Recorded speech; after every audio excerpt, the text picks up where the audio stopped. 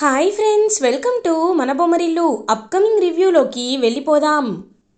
Rudra Pramila super మార్కెట్కి వచ్చినందుకు వీరు ఇద్దరు రౌడీలను పంపించి ప్రమీలాని ఇబ్బంది పెడుతుంటే వాళ్ళకి తగిన గుణపాఠం చెప్తాడు. ప్రమీల చేత్తోనే ఆ రౌడీలిద్దరిని బాగా కొట్టించి వీరుతో చెంపలు పగల కొట్టిస్తాడు రుద్ర. ఇంకా అలా వీరు ప్లాన్ని తిప్పికొట్టి హీరోలా ప్రమీలకి మోటివేషన్ ఇచ్చిన తర్వాత ఇంటికి వెళ్ళిపోతారు రుద్ర. ఇది ఇలా ఉండగా నెక్స్ట్ డే మార్నింగ్ అవుతుంది. ఇంక ప్రమీల ఆఫీస్కి బయలుదేరుతూ ఉంటే ఒక్క నిమిషం, ఎక్కడికి వెళ్తున్నావు ప్రమీల అని అడుగుతారు విజయేంద్ర ప్రతాప్. మావయ్య గారు, ఇవాళ సూపర్ మార్కెట్కి వెళ్ళాలి కదా అని అంటారు. ఇవాళ హోలీ అమ్మ, అందుకే సూపర్ మార్కెట్కి హాలిడే ఇచ్చేశాం. నువ్వు హ్యాపీగా హోలీలో సెలబ్రేట్ చేసుకో అని అంటారు. మావయ్య గారు, నేను హోలీ అని అనేలోపు శకుంతల కూడా అలా చూస్తూ ఉంటుంది. ఇంక వెంటనే రుద్ర, చూడు ప్రమీల, ఇప్పుడు నువ్వు నీ కాళ్ళపై నిలబడుతున్నావు. ఒక ఆడవాళ్ళు ఇలాంటి సంఘటనలు జరిగినప్పుడు ఇంట్లో నుండి బయటికి రాకుండా ఉండాలి అని అనుకుంటూ ఉంటారు. ఈ సమాజానికి భయపడు, వాళ్ళ స్థితికి భయపడు, కానీ నువ్వు వాళ్ళందరికీ ఇప్పుడు ఒక మోటివేషన్గా అయ్యావు. నువ్వు బయటికి వచ్చి సూపర్ మార్కెట్ బాధ్యతల్ని తీసుకున్నావు. నీ జీవితంలో ఇప్పుడు కొత్త రంగులు వచ్చినట్టే, కాబట్టి నువ్వు అన్ని పండుగలు జరుపుకునే అవకాశం నీకు ఉంది అని పాపం అలా రుద్ర చెప్పేసరికి శకుంతల కూడా ఏమీ మాట్లాడకుండా సైలెంట్గా ఉంటుంది. అప్పుడే విజయేంద్ర ప్రతాప్, శకుంతల ఏంటేం మాట్లాడో చెప్పు ప్రమీలాకి అని అంటారు. ఇక్కడ ఎవరి నిర్ణయం వాళ్ళు తీసుకుంటున్నారు కదా. అయినా ప్రమీల, ఇప్పుడు నువ్వు సూపర్ మార్కెట్కి ఏమీ వెళ్ళాల్సిన అవసరం లేదని మీ మావయ్య గారే చెప్తున్నారు కదా, ఇంకా ఎందుకు నా పర్మిషన్? ఇవాళ అందరం కలిసి హోలీ సెలబ్రేట్ చేసుకుందాం అని అంటారు.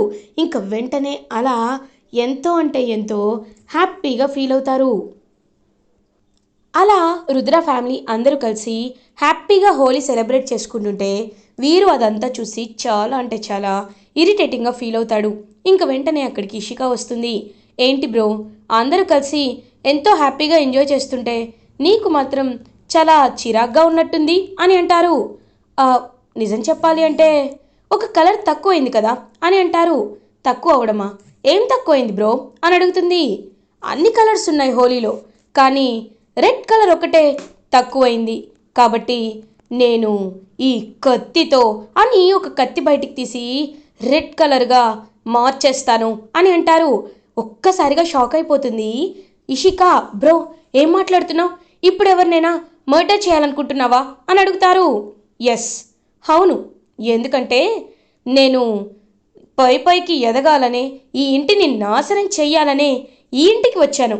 కానీ నా ఎదుగుదలకి అదిగో ఆ రుద్ర చాలా అడ్డుగా ఉంటున్నాడు. అందుకే రుద్రాని చంపేయాలి అనుకుంటున్నాను. చంపేస్తే అప్పుడు ప్రశాంతంగా ఉంటుంది అని కత్తి తీసుకొని ఇంకా అలా రుద్ర దగ్గరికి వెళ్ళి రుద్రని పొడవబోతూ ఉంటే ఒకరొచ్చి అడ్డుపడతారు. ఒక్కసారిగా షాక్లో ఉండిపోతాడు వీరు. ఎందుకంటే అక్కడ రుద్రాకి ఎదురుగా నించున్నది ఎవరో కాదు, ప్రీతి అనమాట. వీరు భార్య ప్రీతినే అక్కడ నించునేసరికి ఒక్కసారిగా షాక్ అయిపోతాడు వీరు. ప్రీతి, నువ్విక్కడేం చేస్తున్నావు అని అడుగుతారు.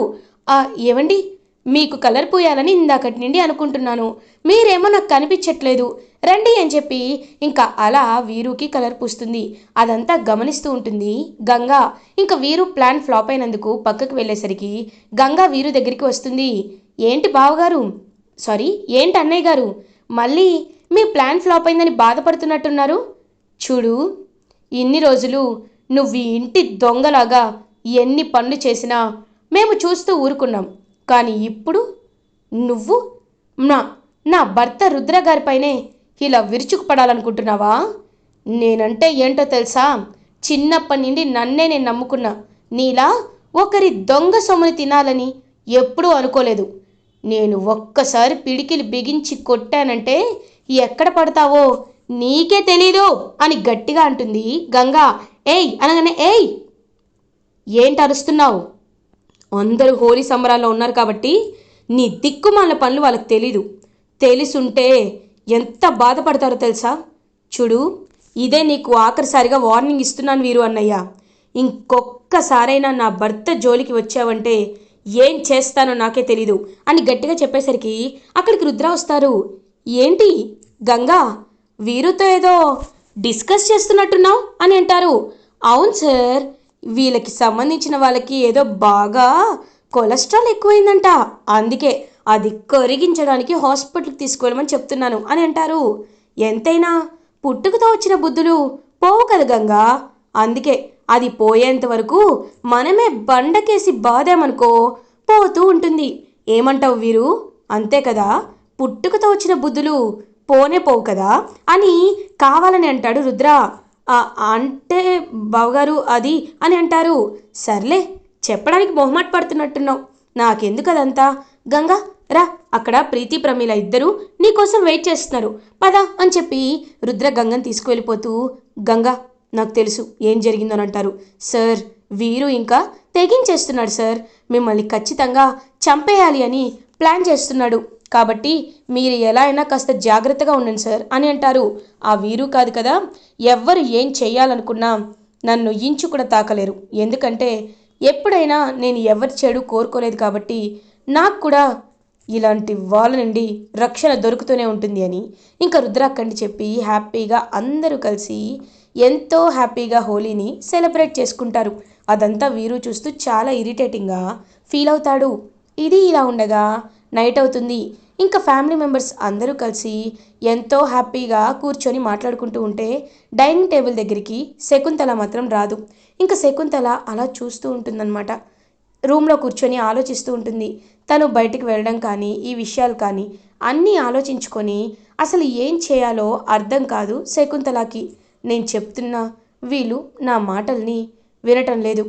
ఇప్పుడు ప్రమీల సూపర్ మార్కెట్కి వెళ్తుంది, నా పరువు ఏమైపోతుంది అని ఆలోచిస్తూ ఉంటే అప్పుడే ఇంకా డైనింగ్ టేబుల్ దగ్గరికి అందరూ వస్తారు. ఇదేంటి అత్తయ్య గారు రాలేదు అని అడుగుతుంది ప్రమీల. ఏమో, నిన్నటి నుండి ముభావంగానే ఉన్నారు, హోలీ తర్వాత కూడా ఏం చేస్తున్నారో అర్థం కావట్లేదు అనేసరికి అప్పుడే కరెక్ట్గా ఇంకా అలా పాపం ప్రమీల అనే ప్లేట్ తీసుకొని శకుంతల దగ్గరికి వెళ్తుంది. అత్తయ్య గారు, మీరు భోజనం చేయకుండా ఉంటే ఎలా చెప్పండి, భోజనం చేయండి అని అంటుంది.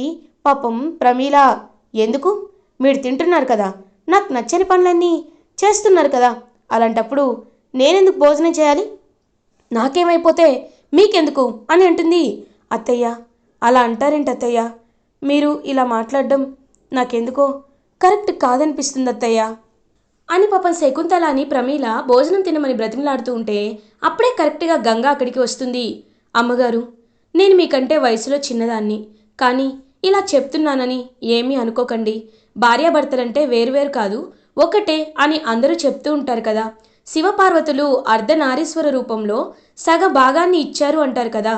అలా పెళ్ళైనప్పుడు భానుబావగారు ప్రమీల అక్కకి తన సగభాగాన్ని ఇచ్చారు. ఇప్పుడు భానుబావగారు ఈ లోకంలో లేకపోయినా ప్రమీల అక్కలోనే ఉంటూ ప్రమీల అక్కలోనే భానుబావగారు బ్రతికే ఉన్నారు అని అనుకోవాలి. ఒకవేళ భానుబావగారు ఇలాగే సూపర్ మార్కెట్ బాధ్యతలు తీసుకుంటే మీరు ఇంతలానే బాధపడే వాళ్ళ అమ్మగారు అని అంటుంది గంగా. ఒక్కసారిగా ఇంకా మాటలకి టంగుమని జ్ఞానోదయం అవుతుంది శకుంతలకి. ఎందుకంటే ఆ విధంగా శకుంతల ఎప్పుడు ఆలోచించలేదు. భాను చనిపోయిన తర్వాత ప్రమీల ఇంట్లోనే ఉండాలి, బయటికి పంపిస్తే పరువు పోతుంది అనుకుంటుంది. కానీ ఇలా ఇద్దరు ఒకటే కదా, తనలోనే భాను నేను ఎందుకు చూసుకోకూడదు అనే విషయాన్ని గుర్తు చేసుకోదు శకుంతల. కళ్ళల్లో నుండి శకుంతలకి కన్నీళ్లు వస్తాయి. ప్రమీల వైపు చూస్తే భానునే గుర్తుకు వస్తూ ఉంటాడు ప్రమీలకి.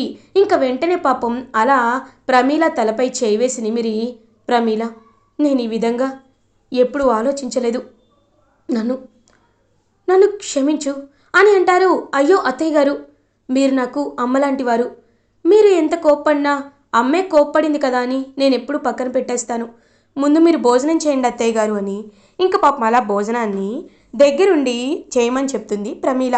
అదంతా చూస్తూ గంగా ఎంతో అంటే ఎంతో హ్యాపీగా ఫీల్ అవుతుంది. ఇంక అక్కడి నుండి వెళ్ళిపోగానే రుద్ర అదంతా గమనిస్తాడు. గమనించి, thank you Ganga, thank you so much, పెద్దమ్మని ఎలా కన్విన్స్ చేయాలో ఎవరికీ అర్థం కాలేదు, కానీ నీ మాటలకి పెద్దమ్మ కన్విన్స్ అయ్యారు. ఈ విషయంలో నీకు నేను ఎంత థ్యాంక్స్ చెప్పినా తక్కువే అని ఇంకా హ్యాపీగా ఫీల్ అవుతారు రుద్ర.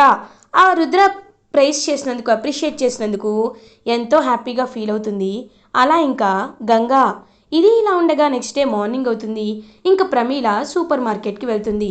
రుద్ర ఏమో అలా ఇంకా ఇంట్లో ఉండి తన వర్క్ చేసుకుంటూ ఉంటే అప్పుడే కరెక్ట్గా పారు వీళ్ళ ఇంటికి వస్తుంది. రుద్ర, బాక్సింగ్ కాంపిటీషన్ హెల్డ్ చేస్తున్నామని చెప్తున్నాం కదా, నీ తరపున ఉండడానికి దీప్తి లేదు కదా, ఇప్పుడు దీప్తి ఎక్కడుందో కూడా తెలీదు, కాబట్టి నీ తరపున ఎవరుంటారు? నీ అకాడమీ నేమ్ని నేను లిస్ట్లో నుండి తీయించేస్తున్నాను. డిస్టిక్ వైజ్గా జరిగే బాక్సింగ్ కాంపిటీషన్లో రుద్ర అకాడమీ లేదు అని అంటుంది పారు. ఒక్కసారిగా ఇంకా పారు మాటలకు షాక్ అవుతారు. దీప్తి కాకపోతే ఇంకొక బెస్ట్ స్టూడెంట్ని పంపిస్తాను, అంతేకాని నా నేమ్ని లిస్ట్ అవుట్ చేయడం ఏంటి, లిస్ట్లో నుండి స్ట్రైక్ చేయడం ఏంటి, ఇది కరెక్ట్ కాదు పారు అని అంటారు. ఇది నా డెసిషన్ కాదు రుద్ర, ఇది పైనుండి వచ్చిన డెసిషన్, వాళ్ళ డెసిషన్ని నేను తప్పు పట్టలేను కదా, సారీ రుద్ర అని అంటారు. ఇలా అవ్వకుండా ఉండాలంటే ఏం చేయాలి అని అడుగుతాడనమాట సూర్య. ఏం చేయడం అంటే ఏముంది, ఒక 1 డేలో రేపు ఈవినింగే లాస్ట్ డేట్, వితిన్ 1 డేలో ఒక బెస్ట్ బాక్సింగ్ ప్లేయర్ని తీసుకురావాలి. కానీ దీప్తికి ఆ ఇన్సిడెంట్ జరిగిన తర్వాత రుద్ర అకాడమీలో ఉన్న ఆడపిల్లలందరూ భయపడుతున్నారు. ఏమో మమ్మల్ని కూడా ఇలాగే టార్చర్ చేస్తారేమో, మమ్మల్ని కూడా ఇలాగే కిడ్నాప్ చేస్తారేమో అని భయపడుతున్నారు. కాబట్టి ముందడుగు ఎవరేస్తారు అని అనేలోపు పాపం రుద్ర గంగ వైపు చూస్తూ ఉంటాడు. గంగ ముందడుగు వెయ్యాలనుకున్నా గంగ శకుంతల వైపు చూస్తుంది. ఇంకా శకుంతల ఏం మాట్లాడకుండా ఉంటుంది. అప్పుడే కరెక్ట్గా సో ఇదంతా ఆలోచించే నీ నేమ్ని స్ట్రైక్ చేశారు రుద్ర, సరే నేను వెళ్తున్నాను అని అనేలోపు ఒక్క నిమిషం పారు అని అంటారు శకుంతల. అలా వెనక్కి తిరిగి చూస్తుంది పారు. అలా శకుంతల నడుచుకుంటూ వచ్చి రుద్ర అకాడమీ తరపున గంగ బాక్సింగ్ ప్లేయర్గా పార్టిసిపేట్ చేస్తుంది అని శకుంతల గంగ భుజంపై చేయి వేసి చెప్తారు. ఒక్కసారిగా శకుంతల మాటలకి ప్రీతి అందరూ ఇంకా ప్రమీల కానీ వీరు అయితే షాక్లో ఉండిపోతాడు. పారు అయితే అలా స్టన్నే ఉండిపోతుంది. ఆంటీ మీరు జోక్ చేయట్లేదు కదా అని అంటారు. లేదు, నేను జోక్ చేయటం లేదు, నేను నిజంగానే చెప్తున్నాను, గంగా బాక్సింగ్ కాంపిటీషన్లో పాల్గొంటుంది అని చెప్పేసరికి ఇంకా ఎంతో అంటే ఎంతో హ్యాపీగా ఫీల్ అవుతుంది గంగా. పాపం వెంటనే అమ్మగారు అని చెప్పి ఇంకా అలా ఆశీర్వాదం తీసుకుంటుంది. చూడు గంగా, నీకు టాలెంట్ ఉంది అని ఎప్పుడు రుద్ర చెప్తూనే ఉంటాడు, అందుకే నేను ఇలాంటి డెసిషన్ తీసుకున్నాను. అయినా నువ్వు రుద్ర వేరు కాదు కదా, నువ్వు రుద్ర ఒకటే కదా, అలాంటప్పుడు రుద్ర తన గెలుపుని నీలో చూసుకోవాలి అనుకుంటున్నాడు.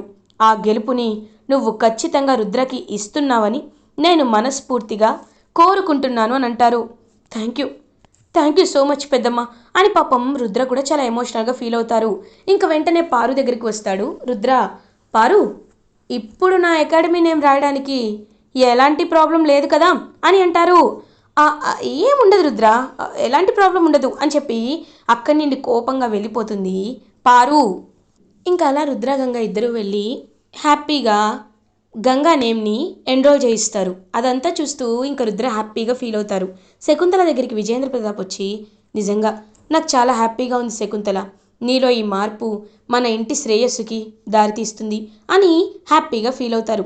అదంతా చూస్తూ వీరు, ఇదంతా ఆ రుద్ర గంగల వల్లే వచ్చింది, ముందుగా ఈ ప్రమీల చేతకానిదని తెలిసి ప్రమీల వల్ల ఏదైనా సూపర్ మార్కెట్కి నష్టం వచ్చింది అనుకో, అప్పుడు కరెక్ట్గా ఉంటుంది అని ఇంకా వీరు ఏం చేస్తాడంటే సూపర్ మార్కెట్కి ఎప్పుడు స్టాక్ పంపించే వాళ్ళ దగ్గరికి వెళ్తాడు. వెళ్ళి ఆ హోల్సేలర్తో, చూడండి ఇప్పుడు రుద్ర బరువు బాధ్యతలు తీసుకోవటం లేదు, తను ఏమీ తెలియని ప్రమీలాని అక్కడ కూర్చోపెట్టారు, కాబట్టి మీరు తలుచుకుంటే వాళ్ళని ఈజీగా మోసం చేయొచ్చు అని మాస్క్ పెట్టుకొని వెళ్ళి ఒక ఐడియా చెప్తాడు వాళ్ళకి. స్టాక్కి డబ్బులు పంపించినా డబ్బులు పంపించలేదు, ప్రమీల ఆ డబ్బులు పంపించలేదు అన్నట్టు ఇంకా కావాలనే నాటకాలు వేయడానికి ప్లాన్ సిద్ధం చేసుకుంటాడు వీరు. ఇంకా అలా అకౌంటెంట్ మక్కం అయితే ప్రమీల దగ్గరికి వచ్చి, మేడం మనకి శనగపిండి బియ్యం పిండి అన్ని స్టాక్ వచ్చేసాయి మేడం, మొత్తం కలిసి 56,000 అయింది, మీరు ఆ డబ్బుల్ని వాళ్ళకి హ్యాండ్ ఓవర్ చేసేయండి మేడం అని అంటారు. ఓకే మక్కం గారు అని చెప్పి ఇంకా కౌంటర్లో ఉన్న 56,000ని తీసుకొని వాళ్ళకి ఆ స్టాక్ హోల్డర్ ఎవరైతే పంపించారో వీళ్ళు కొనుక్కున్న వాళ్ళు వాళ్ళకి ఇచ్చేస్తుందనమాట ప్రమీల. ఇంకా వాళ్ళకి ఇచ్చేసరికి వాడేమో డబ్బులు తీసుకొని కావాలనే ఇంకా మధ్యలో దొంగతనమైనట్టు క్రియేట్ చేసి నాకు అసలు ఈవిడ డబ్బులే ఇవ్వలేదు అని ప్రీతిపైకి నిందని నెట్టేస్తాడు వీరు మనిషి. ఒక్కసారిగా గంగ, రుద్ర, శకుంతల అందరూ షాక్లో ఉండిపోతారు.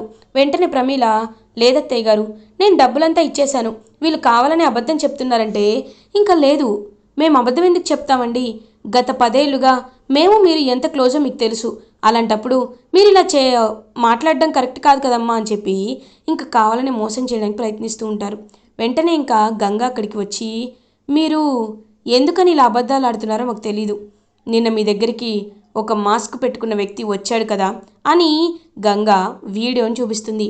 ఆ వీడియోలో క్లియర్గా వీరు మాస్క్ పెట్టుకొని ఉండడం, వాడితో మాట్లాడడం గమనిస్తుంది. ఒక్కసారిగా ఇంకా ఫ్యామిలీ మెంబర్స్ అందరూ షాక్ అయిపోతారు. మిమ్మల్ని మేము ఎప్పటి నుండో నమ్ముతుంటే మీరు మాకు ఇలాంటి గుణపాఠం చెప్తారా అని ఇంకా వీరు అసలు ఆ మాస్క్ వెనకాల ఉన్న వాళ్ళు ఎవరు అని తెలుసుకోవడానికి శకుంతల, విజయేంద్ర ప్రతాప్ అయితే గట్టిగా ఫిక్స్ అవుతారు. వీరు గడగడ వణికిపోతూ ఉంటాడు. ఇలా ఎపిసోడ్ ఎండ్ అవుతుంది. ఫర్దర్ ఎపిసోడ్ రివ్యూస్ ముందుగా మీకు కావాలి అనుకుంటే మా ఛానల్ని సబ్స్క్రైబ్ చేసుకోండి. Thanks for watching.